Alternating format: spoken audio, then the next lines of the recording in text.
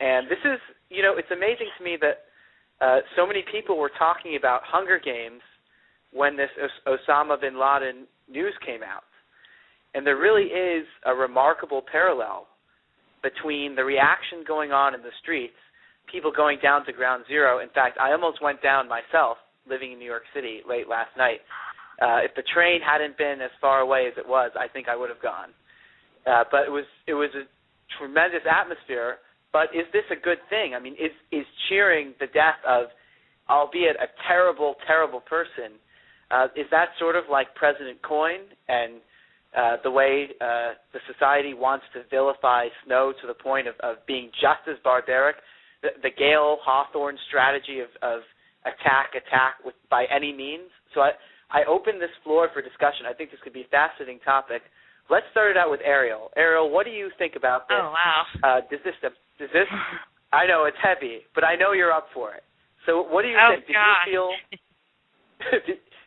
Is this a complex issue for you, or do you think people should not compare them and just go out and drink some scotch? I have a hard time. I've been thinking about this, and you have to excuse me. I just came back from Eternatus Harry Potter convention, so I have no voice and I had no sleep, and had a diet of Wendy's and Red Vines for like 4 days. So, lots of fun, not so great. But so when I came back last night, I basically came back, found out the news, and thought I'll deal with this in the morning, and then went to sleep. So it's hard because I don't like the idea of people celebrating a death, and I think that it's not so right because Osama bin Laden, while yes, terrible person and killed so many people, was responsible for such a horrible thing. I don't want to. I would hate for people to become like him and let their hatred brew. Like, nothing comes from that. And I feel like it just breeds more anger. And I think it is similar to the way Coyne wanted to vilify Snow. It doesn't. Coyne wasn't. It was just another kind of evil, and that's. Sorry, I'm not formulating my thoughts very well. It's a really difficult topic, and it's one I've actually been pretty torn up about because some people were scolding me for being a little too excited myself.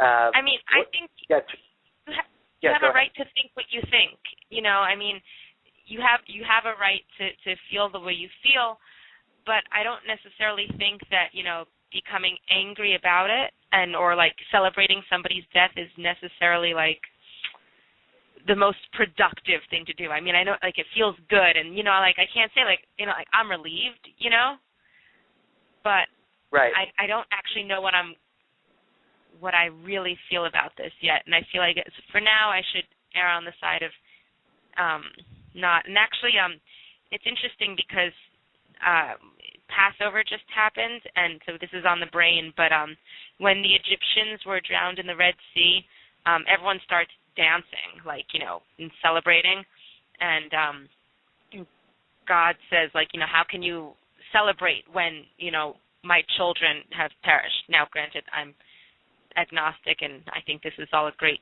folk story, but I think that the idea is really true, that, when people are dead, how can you, okay, maybe you can be relieved, but maybe celebration isn't the way to go about it. Right, and maybe not people taking on Twitter names. What was that name, Savanna? Ghost Osama? Ghost Osama, within 3 hours, he had, I think, 23,000 followers.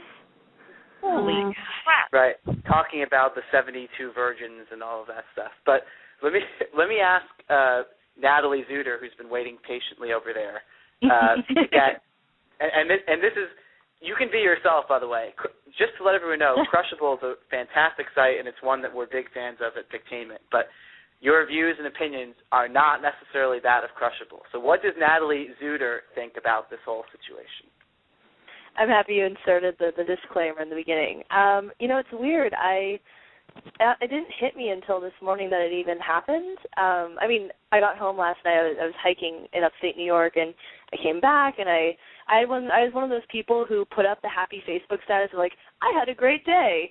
And then 2 seconds later, it's like, oh, by the way, I know that Osama died. Don't think I didn't notice. And I actually had a flash of worry that I wasn't going to strike that right tone with my status, and I think I just said something like amazing, which even then felt a little off because I actually worried the other direction, that if I kind of just blandly said, oh, Osama's dead, people would rile me. And being a New Yorker, I wasn't here for 9/11. I was still in California at the time, but I was afraid that I would come off as not excited enough. And I don't know. I mean, I don't know a ton about Mockingjay and President Coin, though. I just did a quick glance on the wiki to get some context. And I do think what you were saying before about, like, celebrating someone's death, I think that there's a difference. What you were saying about not taking on that person's hatred, I think there's a difference between, if I understood, like, Osama and Al-Qaeda enough, it was that it's being agnostic also. I think for me, I kind of thought that it was a misguided kind of hatred, and it seems like coming from the U.S., it's more logical. Like, I don't think that we U.S. people are saying, like, Osama deserved to die because of his, we're not using our religious views and saying, as a Christian, as a Jew, as a Muslim, as a Catholic, I think he should have died. It seemed like we're much more logically saying he was responsible for the deaths of 3,000 people.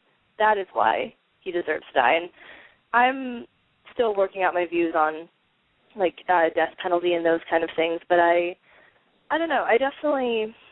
I feel like I may have been the person who was a little too excited and am now having to learn to be more socially acceptable and scale it back. Because I know when Saddam Hussein was executed, like, I found the video online and I watched it because I felt like it was almost my duty to. And it might have actually been fake, I don't know. But it was, a couple of years ago. I remember watching it and thinking, like, okay, that was gruesome. It's over. I'm happy I saw it, or I'm okay that I saw it, but at the same time, if I'd been the one to lay down death sentence, I don't know if I could have done that. Oh, I'm rambling. I think... No.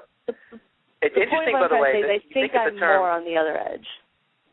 But we say the term capital punishment, but, it's strangely appropriate for Hunger Games. You think of capital punishment. It's pretty much, it's almost the same thing. Let's get a view from, let's start with the Hob and get a quick opinion on this. But, this President Snow, I'm not saying he was necessarily as bad as Osama bin Laden, but you could argue that he could have been responsible for just as many deaths. Is that right? Well, yeah. This Pauline, I think for me, my father he was a fireman in New York City at the time, and thankfully, he survived, but he was involved. And so, I do have a personal opinion, and of course, I think, like someone said earlier, that there is a sense of relief at his death, but I don't think that in the bigger picture that just killing him is really getting vengeance for everything, because there's so many people that follow his idealism, and so I think that although as Americans we feel a sense of relief and personal happiness that he's dead, I think that if we go dancing in the streets about it, it really kind of makes us look the same as when people were cheering when the towers fell, like that were supporters of him. So I just think you have to be careful, and the same thing with President Coin, if you want to look at it as a parallel thing, President Coin putting all of the guilt and villain, I don't know if that's not the word, like all the blame on Snow, it's taking away from all of the people that blindly followed along with him and allowed all of this to go on. Sure, he had a lot of power. He was one person. If nobody agreed with him and nobody went along with it, and all these people didn't sit and watch this on TV year after year, then he really wouldn't have gone as far as, he wouldn't have been able to go as far as he can.